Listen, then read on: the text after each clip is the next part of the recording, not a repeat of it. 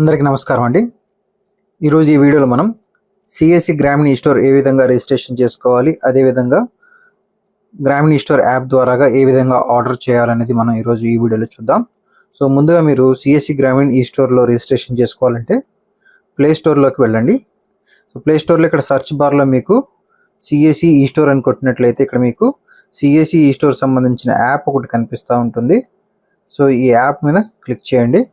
So దీన్ని నేను already download చేసుకున్నాను కాబట్టి ఇక్కడ ఓపెన్ కనిపిస్తుంది. సో యాప్ డౌన్లోడ్ అయిపోయిన తర్వాత ఓపెన్ మీద క్లిక్ చేయండి. ఓపెన్ చేసిన తర్వాత ఈ విధంగా మీ ఒక మొబైల్ నెంబర్ అలాగే పాస్వర్డ్ అడుగుతుంది. సో ఇది ఎంటర్ చేసే ముందు మీరు రిజిస్ట్రేషన్ చేసుకోవాలి.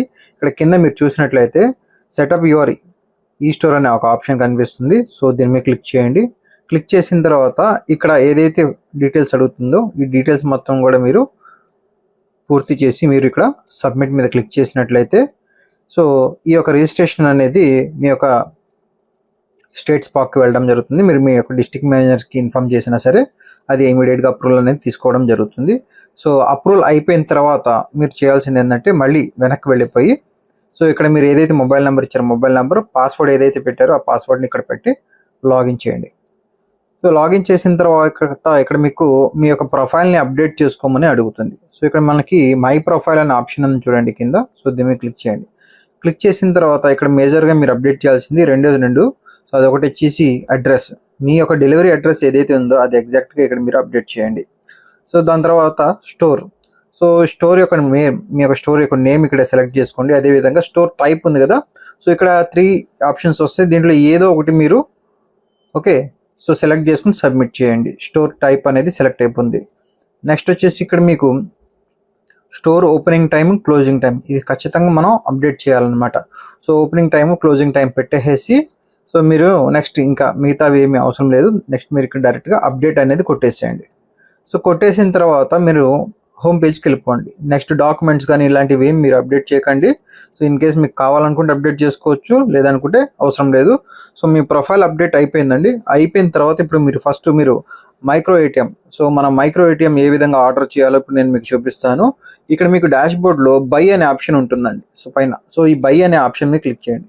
క్లిక్ చేసిన తర్వాత ఇక్కడ పైన మీకు సెర్చ్ బార్ అని ఉంటుంది, లేదంటే మీరు 1 by 1 అయినా చెక్ చేసుకోవచ్చు అండి. ఇవన్నీ ఈ కంపెనీస్లో మనం ప్రొడక్ట్స్ అనేవి ఆర్డర్స్ చేసుకోవచ్చు. సో ఇప్పుడు మనం మైక్రో ఏటీఎం ఏ విధంగా ఆర్డర్ చేయాలని చూస్తున్నాం కాబట్టి ఇక్కడ మీరు సెర్చ్ బార్లో ఇక్కడ ఏటీఎం అని కొట్టినట్లయితే ఇక్కడ మీరు మైక్రో ఏటీఎంని చూడొచ్చు. ఓకే, సో ఈ మైక్రో ఏటీఎం నేమ్ మీద క్లిక్ చేయండి. క్లిక్ చేసిన తర్వాత ఇక్కడ మీరు చూసినట్లయితే 2060 ఓకే 2060 రూపాయలు మైక్రో ఏటీఎం అనేది ఇక్కడ మీకు కనిపిస్తుంది. సో దీన్ని మీరు యాడ్ మీద క్లిక్ చేయండి. క్లిక్ చేసిన తర్వాత ఇక్కడ కింద మై కార్ట్ మీద క్లిక్ చేయండి. సో ఈ యొక్క ఐటెం అనేది ఇక్కడ యాడ్ అయిపోయింది. నెక్స్ట్ ఇక్కడ చెక్అవుట్, నెక్స్ట్ ఇక్కడ ఆల్టర్నేట్ నేమ్, మొబైల్ నెంబర్ మీద ఇచ్చేసేయండి. నెక్స్ట్ కంటిన్యూ చేయండి.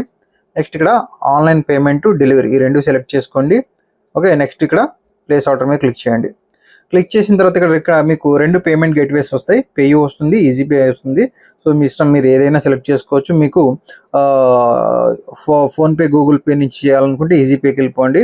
సో అదర్ దాన్ మీకు మిగతా ఏది credit card, debit card, EMI, so net banking ఇలాంటివి ఏమైనా ఉంటే మీరు ఇటువైపు పేయూకి వెళ్ళిపోవచ్చు అనమాట.